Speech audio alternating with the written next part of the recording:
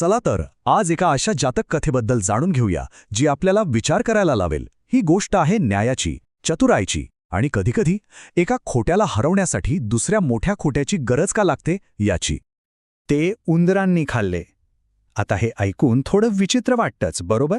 पण विश्वास ठेवा, हेच एक वाक्य आपल्या आजच्या कथेचं सगळं रहस्य उलगडणार आहे. चला तर मग या वाक्याच्या मुळाशी जाऊया. तर ही गोष्ट सुरू होते कुठल्या तरी दूरच्या भूतकाळात नाही, तर थेट स्वतः बुद्धांसमोर मांडलेल्या एका समस्येने. गोष्ट आहे 2 बिझनेस पार्टनर्सची, पण त्यांच्यापैकी एकाच्या मनात मात्र काहीतरी वेगळंच शिजत होतं. त्याला सगळा नफा स्वतःच हडप करायचा होता आणि त्यासाठी तो एक कट रचतो. म्हणजे बघा, हा लबाड व्यापारी वाटच बघत होता की काहीतरी वाईट घडावं आणि त्याला सगळा नफा मिळावा. पण प्रामाणिक व्यापारी मात्र आपल्या हक्कासाठी ठाम राहतो आणि न्यायासाठी थेट बुद्धांकडे पोहोचतो. आणि मग बुद्ध एक पुरातन कथा सांगायला सुरुवात करतात. म्हणजे कथेच्या आत एक दुसरी कथा. आणि खरं तर इथूनच आपली गोष्ट एका जबरदस्त वळणावर येते. तर ही गोष्ट आपल्याला घेऊन जाते थेट प्राचीन बनारसमध्ये, जिथे एका गावकऱ्याची आणि एका शहरी मित्राची मैत्री पणाला लागणार होती. 500, तब्बल 500 लोखंडी नांगर. म्हणजे त्या काळात ही किती मोठी आणि मौल्यवान मालमत्ता असेल याचा विचार करा. आणि एवढा मोठा ऐवज तो गावकरी त्या शहरी मित्राकडे अगदी विश्वासाने ठेवतो. आणि मग तो शहरी माणूस काय करतो? तो एक असं खोटं रचतो ज्यावर म्हणजे कोणीच विश्वास ठेवणार नाही. त्याला वाटतं की हा गावकरी अगदीच भोळा आहे आणि तो काहीही करून फसेल. पण गंमत बघा, गावकरी अजिबात चिडत नाही, आरडाओरडा करत नाही. तो अगदी शांतपणे ते अविश्वसनीय कारण मान्य करतो. आणि हीच शांतता, हीच त्याच्या मनात सुरू असलेल्या एका मोठ्या योजनेची पहिली खूण होती.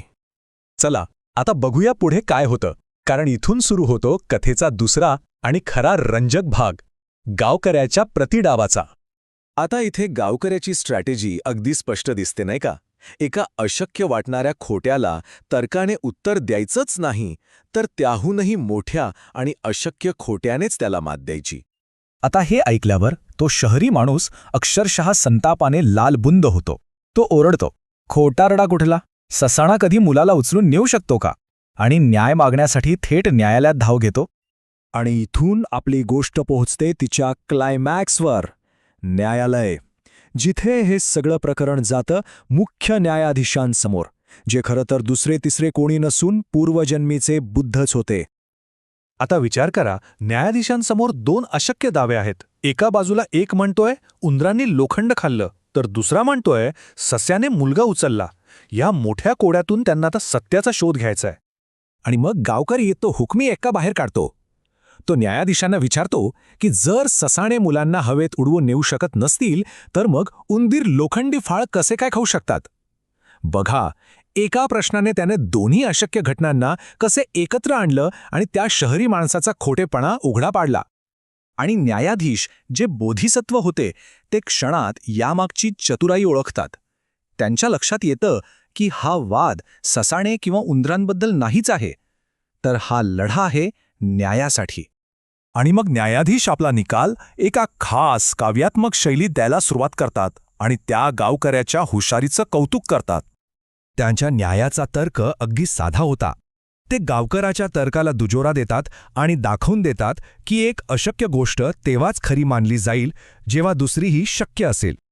बघा, उपाय किती साधा, सरळ आणि प्रभावी होता. न्याय मिळवण्यासाठी दोन्ही खोट्या गोष्टींना उलटवून लावायचं, दोन्ही चुकीच्या कृतींना परतवून लावायचं. तर मग या प्राचीन कथेचा शेवट कसा झाला आणि सगळ्यात महत्त्वाचं म्हणजे बुद्धांच्या काळातल्या त्या व्यापाऱ्यांसाठी ह्या कथेचा काय अर्थ होता? शेवटी काय?